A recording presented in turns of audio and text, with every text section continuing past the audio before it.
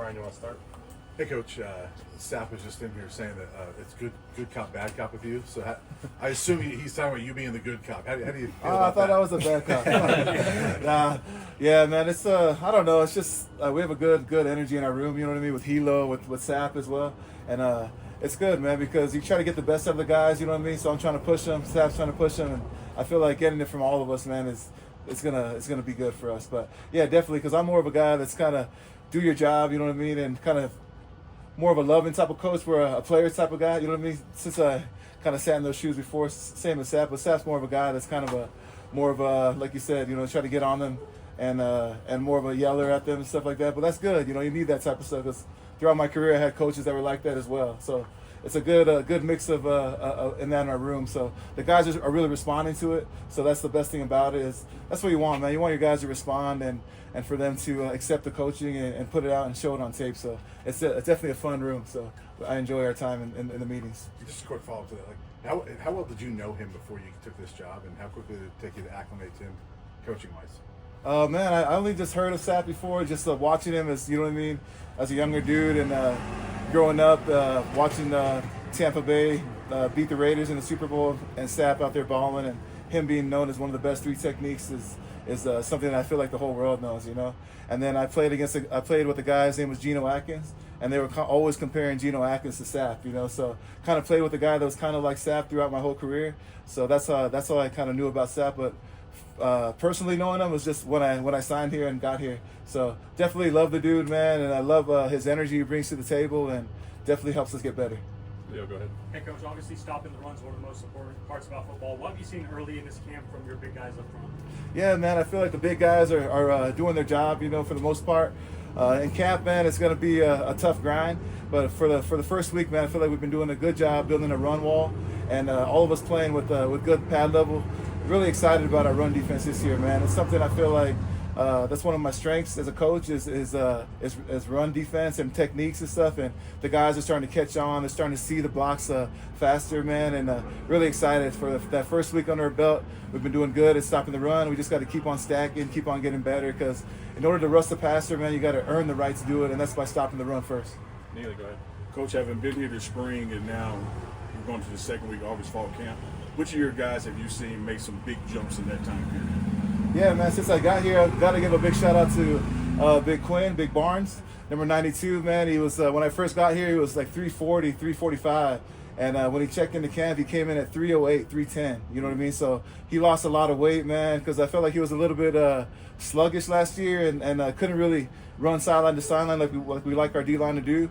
He's come in here, man. He's opened up a lot of eyes, man. He's been running to the ball. He's been doing everything we ask. And watch out for Barnes this year, man. He's gonna put on a show for you guys. Nikki, go ahead. Hi, Coach. I know you and Coach Livingston have a connection to the Cincinnati Bengals. Through your time here at Colorado, what has it been like working with him and kind of going back to the old days and collaborating with him on this defense? Oh, I love working with Coach, man. Big shout out to him. He's one of the reasons I'm here today. You know what I mean? So big shout out to Coach Livingston. I love the type of coach he is, man. With him, man, he likes to get all our guys playing fast. You know what I mean? So I feel like less is more for us on defense. You know what I mean? When you try to stop every single play, man, you ain't gonna stop much. But if you just focus on yourself, focus on our defense, and that's what Rob does, man.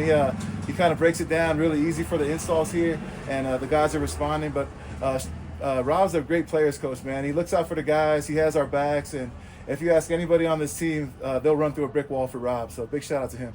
John, go ahead. When the head coach is gone for a summer or for an extended point in time, the dynamics of leadership change dramatically. How did you guys get through that? How did you lead the team in his absence? Oh, man, it's all about together, man. It's all about we. That's one thing that Coach Prime always talks about. It's not about I or me. It's about we, and it's about us, and it's about team. So during that time that Coach is going through battling and battling cancer, you know what I mean? Our staff, man, did a good job, and it starts with the coordinators first. They did a good job of keeping everyone together, and that's how we did it, man. We just stuck together, and we know what type of guy Coach is, and all of us have his back no matter what, and that's what it's about in this game, man. It's who can be the best together, you know what I mean? So that's what we did as a staff. We just kept in there. We all did our job and made sure we held down our little areas on the D-line, and the linebacker coach carried theirs, and together collectively we did a good job of keeping our team tight.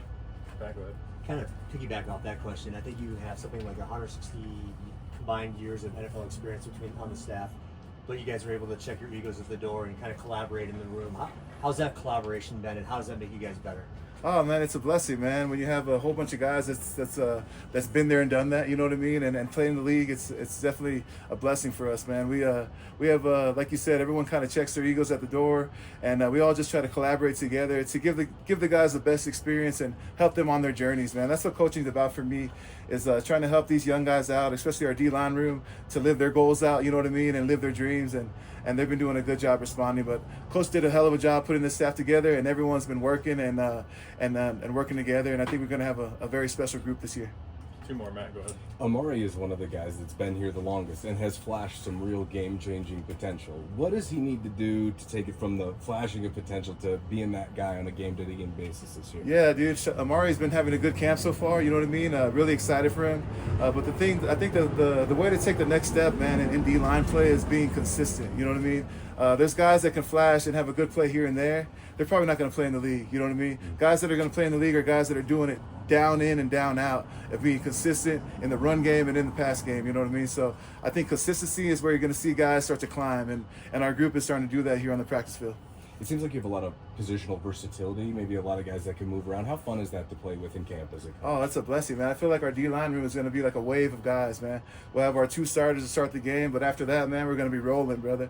Because the O-line, they don't really roll, they don't really rotate, so I think we're going to have a good roll of guys that kind of wear down the O-line. Last one, Brian. Go ahead. Coach, I want to ask about TC, who's got a lot of playing experience, but injured early last season. How is he developing as he's coming back from injury, and looks like he's getting back into some team drills? Yeah, man. TC's been doing a hell of a job battling back from injury, man.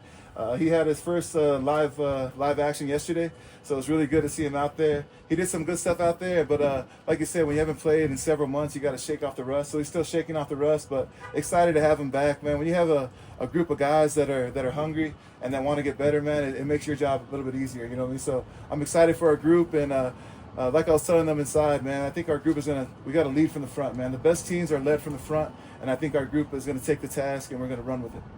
Thanks, Coach. So God bless everybody. Thank you. Appreciate it. Thanks.